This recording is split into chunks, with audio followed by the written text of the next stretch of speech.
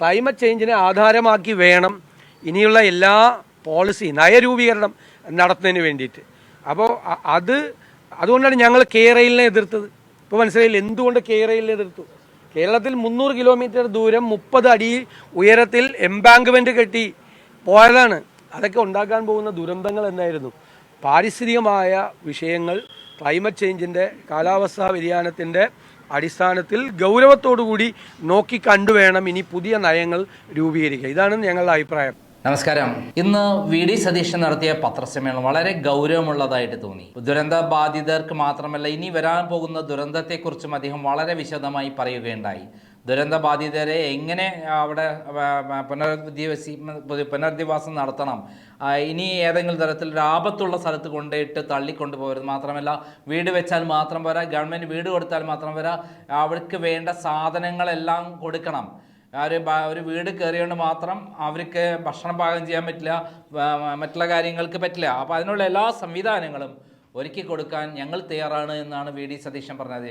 യുദ്ധഭൂമിയിൽ, ദുരന്തഭൂമിയിൽ ആദ്യം മുതൽ ഓടിയെത്തി അവരെ ആശ്വസിപ്പിക്കുന്ന പ്രതിപക്ഷ നേതാവിനെയാണ് നമ്മൾ കണ്ടിട്ടുള്ളത്. മാത്രമല്ല, രാഹുൽ ഗാന്ധിയോടൊപ്പം കൃത്യമായി യാത്ര ചെയ്യുമ്പോഴും അവിടെയുള്ള പ്രശ്നങ്ങൾ അവതരിപ്പിച്ച് കൃത്യമായി മനസ്സിലാക്കിപ്പിക്കുമ്പോഴും കൃത്യമായി പ്രതിപക്ഷ നേതാവ് വി ഡി സതീശൻ പറഞ്ഞിരുന്നു, ഈ 100 വീടുകൾ നിർമ്മിക്കുക മാത്രമല്ല, അവിടെയുള്ള എല്ലാവർക്കും വേണ്ട ഇത് കിട്ടുക മാത്രമല്ല, ഇനിയൊരു ദുരന്തമുണ്ടാകരുത്, കേരളത്തിൽ അതിനുള്ള സംവിധാനം ഏർപ്പെടുത്തണം.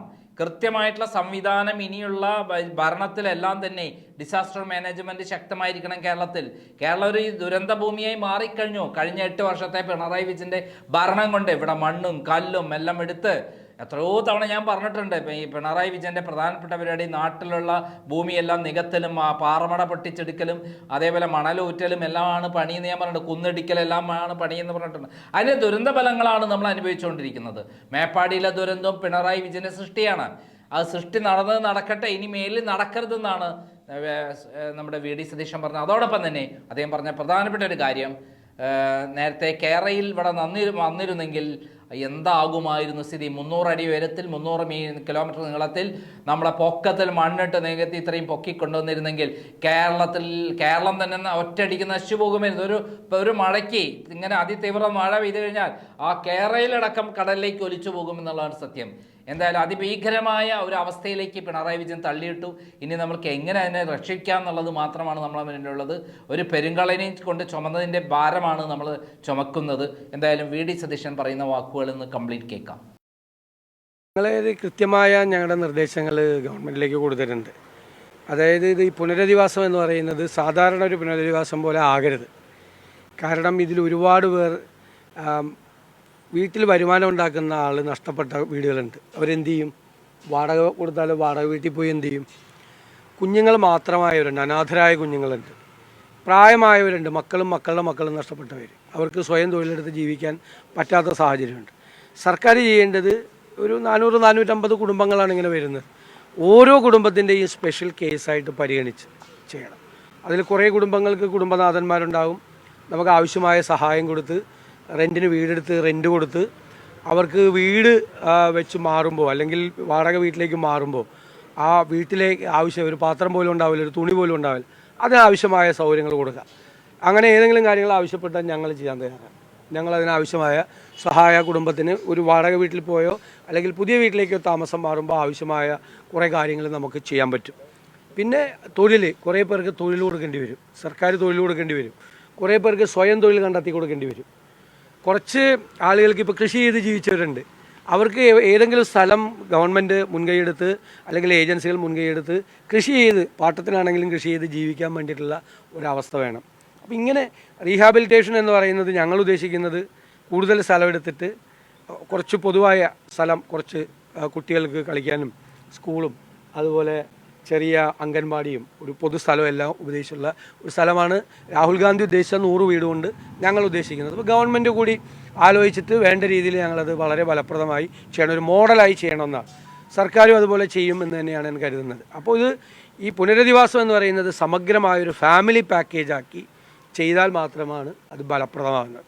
അതോടൊപ്പം ഞാൻ പറയുന്നത് ഇതൊക്കെ കഴിയുമ്പോൾ എല്ലാം മറന്നു പോവും, വീണ്ടും ദുരന്തങ്ങളുണ്ടാവും, വീണ്ടും നമ്മൾ പോവും, വീണ്ടും നിങ്ങൾ മാധ്യമങ്ങൾ ഇതാവും, നമ്മളെല്ലാവരും ചില്ലറല്ല. ഇനി ദുരന്തങ്ങൾ ഉണ്ടാകാതെ നോക്കേണ്ടതിൻ്റെ ഉത്തരവാദിത്തം കൂടി ഗവൺമെൻറ്റിനും നമുക്കെല്ലാവർക്കും ഉണ്ട്. അതുകൊണ്ട് ഏറ്റവും ആധുനികമായ സങ്കേതങ്ങൾ ഉപയോഗിച്ചുകൊണ്ട് ഈ പ്രോൺ ഏരിയ മാപ്പിംഗ്, ലാൻഡ് സ്ലൈഡിന് സാധ്യതയുള്ള പ്രോൺ ഏരിയ മാപ്പിംഗ് നടത്തണം. മണ്ണ് പരിശോധനകൾ അത്തരം സ്ഥലങ്ങളിൽ ജിയോളജി ഡിപ്പാർട്ട്മെൻറ്റിനെ, ഡിസാസ്റ്റർ മാനേജ്മെൻറ്റിനെ, കാലാവസ്ഥ പ്രവചന വകുപ്പിനെ എല്ലാത്തിനെയും കൂടിച്ചേർത്തുകൊണ്ടിട്ടുള്ള ആർട്ടിഫിഷ്യൽ ഇൻ്റലിജൻസിൻ്റെ സഹായത്തോടു കൂടിയ ഒരു വാർണിംഗ് സിസ്റ്റം ഉണ്ടാക്കണം. കേരളം മുഴുവൻ, വയനാട്ടിൽ മാത്രമല്ല, കേരളത്തിൽ ഒരുപാട് സ്ഥലങ്ങളുണ്ട്. ഏത് സമയത്തും അതിതീവ്ര മഴ പെയ്യാം, മേഘവിസ്ഫോടനം ഉണ്ടാകാം, ചക്രവാത ചുഴി ഉണ്ടാകാം, സൈക്ലോൺ ഉണ്ടാകാം. ഇതൊക്കെ മുൻകൂട്ടി കണ്ടുകൊണ്ട് ഞങ്ങൾ കഴിഞ്ഞ നിയമസഭയിൽ കൂടി പറഞ്ഞതാണ്, ക്ലൈമറ്റ് ചേഞ്ച് എന്ന് പറയുന്നത് സർക്കാർ കാണാതെ പോകരുത്. ക്ലൈമറ്റ് ചേഞ്ചിനെ ആധാരമാക്കി വേണം ഇനിയുള്ള എല്ലാ പോളിസി നയരൂപീകരണം നടത്തുന്നതിന് വേണ്ടിയിട്ട്. അപ്പോൾ അതുകൊണ്ടാണ് ഞങ്ങൾ കെ-റെയിലിനെ എതിർത്തത്. ഇപ്പോൾ മനസ്സിലായില്ല എന്തുകൊണ്ട് കെ-റെയിലിനെ എതിർത്തു. കേരളത്തിൽ 300 കിലോമീറ്റർ ദൂരം 30 അടി ഉയരത്തിൽ എംബാങ്ക്മെൻറ്റ് കെട്ടി പോയതാണ്. അതൊക്കെ ഉണ്ടാക്കാൻ പോകുന്ന ദുരന്തങ്ങൾ എന്നായിരുന്നു. പാരിസ്ഥിതികമായ വിഷയങ്ങൾ ക്ലൈമറ്റ് ചേഞ്ചിൻ്റെ, കാലാവസ്ഥാ വ്യതിയാനത്തിൻ്റെ അടിസ്ഥാനത്തിൽ ഗൗരവത്തോടുകൂടി നോക്കിക്കണ്ടുവേണം ഇനി പുതിയ നയങ്ങൾ രൂപീകരിക്കുക. ഇതാണ് ഞങ്ങളുടെ അഭിപ്രായം. ഈ കാര്യത്തിൽ ഉള്ള എല്ലാ നടപടികൾക്കും, സർക്കാരിൻ്റെ ക്രിയാത്മകമായ എല്ലാ നടപടികൾക്കും കലവറയില്ലാതെ ഞങ്ങൾ പിന്തുണ നൽകും. അതിൻ്റെ കൂടെ ഉണ്ടാകും. ഞങ്ങൾ ആ കൂട്ടത്തിൽ നിർദ്ദേശങ്ങൾ നൽകും. അത് സ്വീകരിച്ചു കഴിഞ്ഞാൽ നല്ല സന്തോഷമാണ്. എന്തായാലും അത് ഏറ്റവും ഭംഗിയാക്കി അത് നടത്തുന്നതിന് വേണ്ടിയിട്ടുള്ള ഇതുവരെ കേരളത്തിൽ കാണാത്ത ഒരു സഹകരണം ഞങ്ങളുടെ ഭാഗത്തു നിന്ന്. ദിവസം വി മുരളീധരൻ പറഞ്ഞത് ദേശീയ ദുരന്തമായി പ്രഖ്യാപിക്കാൻ കഴിയില്ല, അങ്ങനെ ഒരു ടേം തന്നെ യു.പി.എ. സർക്കാർ എടുത്ത് കളഞ്ഞു എന്നാണ് അദ്ദേഹം പറഞ്ഞതിൽ ചില സത്യമുണ്ട്. കാരണം ഇപ്പോൾ ആ ടേം ഇല്ല നാഷണൽ. ഞാൻ അതിനെക്കുറിച്ച് ഒരു പഠനം നടത്തി, വിദഗ്ധരുമായിട്ടുള്ള ചർച്ച നടത്തി. അദ്ദേഹം പറഞ്ഞതിൽ ചില കാര്യങ്ങളുണ്ട്. കാരണം ഇപ്പോൾ ആ വാക്ക് ഉപയോഗിക്കാറില്ല. ഇപ്പോൾ ഒരു അപകടം ഉണ്ടായ L0 എന്നാണ് പറയുന്നത്, ഒന്നും ഒരു കുഴപ്പമുണ്ടായില്ലെങ്കിൽ. L1 എന്ന് പറയുന്നത് അവിടുത്തെ പ്രാദേശികമായ സർക്കാരുകൾക്ക് കൈകാര്യം ചെയ്യാൻ പറ്റാവുന്ന കാര്യം. L2 എന്ന് പറയുന്നത് അത് ഗവൺമെൻറ് ഇടപെട്ട് നടത്തേണ്ട, പ്രാദേശിക ഗവൺമെൻറ്റുകൾക്ക് ചെയ്യാൻ പറ്റും. L3 എന്ന് പറയുന്നത് വലിയ നാഷണൽ ലെവലിൽ കേന്ദ്ര ഗവൺമെൻറ്റിൻ്റെ സഹായത്തോടു കൂടി ചെയ്യാവുന്നതാണ്. അതും ഈ ആക്റ്റിൽ, disaster management ആക്റ്റിലും L0, L1, L2, L3 എന്നൊന്നും പറഞ്ഞിട്ടില്ല. പക്ഷേ L3 എന്ന് പറയുന്നത് ഇൻ്റർനാഷണൽ കൺവെൻഷനാണ്, ഒരു അന്താരാഷ്ട്ര തലത്തിലുള്ള ഒരു കാഴ്ചപ്പാടാണ് ഈ L0 തൊട്ട് L3 വരെയുള്ളത്. അതിൽ L3 ആക്കി ഇതിനെ കാണണം. അപ്പോൾ കേന്ദ്ര ഗവൺമെൻറ്റിന്, ഇപ്പോൾ നമുക്കിപ്പോൾ നാഷണൽ ഡിസാസ്റ്റർ എന്നുള്ള പേര് പറഞ്ഞില്ലെങ്കിലും നമ്മൾ എന്തുകൊണ്ടാണ് അത് പറയണത്, കേന്ദ്ര ഗവൺമെൻറ്റിൻ്റെ സഹായം ഈ ഒരു ഇതിന് കിട്ടണം. ഇതങ്ങനെ ആ L3 ലെവലിലുള്ള ഒരു വലിയ മഹാദുരന്തമാണ് നമ്മുടെ രാജ്യത്തുണ്ടായിരിക്കുന്നത്.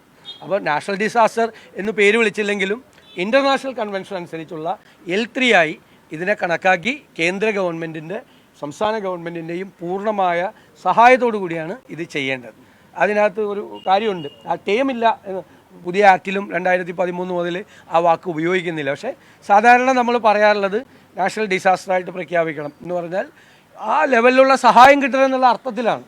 അങ്ങനെ പ്രഖ്യാപിച്ചില്ലെങ്കിലും കുഴപ്പമില്ല, ആ സഹായം കിട്ടിയാൽ മതി. നമുക്ക് നമ്മൾ നിൽക്കുന്നതിനടുത്താണ് ഈ മലയൻകീഴ് ഗ്രാമപഞ്ചായത്ത്. അവിടെ വീടുകളിലേക്ക് ഇങ്ങനെ ദുരന്തബാധിതരെ പാർപ്പിക്കുന്ന പദ്ധതിയുമായിട്ട് പഞ്ചായത്ത് പോവുകയാണ്. അപ്പോൾ കേരളത്തിലെ തദ്ദേശ സ്ഥാപനങ്ങൾ കൂടി അത്തരമൊരു ഇനിഷ്യേറ്റീവ് എടുക്കേണ്ടതില്ലേ എന്നുകൂടിയാണ്. ഉറപ്പായിട്ടും ലോക്കൽ ബോഡികൾക്ക് വലിയ പ്രാധാന്യമുണ്ട്. ലോക്കൽ ബോഡികൾക്ക് വലിയ ഇമ്പോർട്ടൻസ് കൊടുക്കണം. ഞങ്ങളും വയനാട്ടിൽ ചേർന്ന യോഗത്തിൽ മേപ്പാടി ഗ്രാമപഞ്ചായത്ത്, ബ്ലോക്ക് പഞ്ചായത്ത്, ജില്ലാ പഞ്ചായത്ത്, അവർക്കൊക്കെ മേജർ റോളുണ്ട്. ലോക്കൽ ബോഡികളാണ് ഇതിൻ്റെ അകത്ത് മുൻപിൽ നിർത്തിക്കൊണ്ട് അവരുടെ കൂടി പങ്കാളിത്തത്തോടു കൂടിയാണ് ഇത് ഫലപ്രദമായി നടപ്പാക്കുക.